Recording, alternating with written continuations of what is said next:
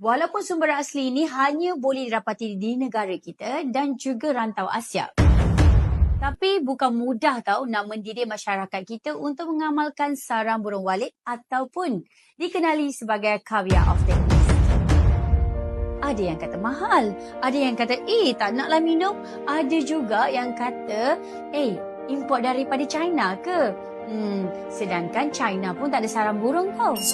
Sebab itulah saya dan juga tim FJ Walid sampai tak tidur malam memikirkan bagaimana kita nak mendidik masyarakat ini tentang kebaikan sarang burung walit. Sebagai anak Malaysia, inilah perjuangan saya.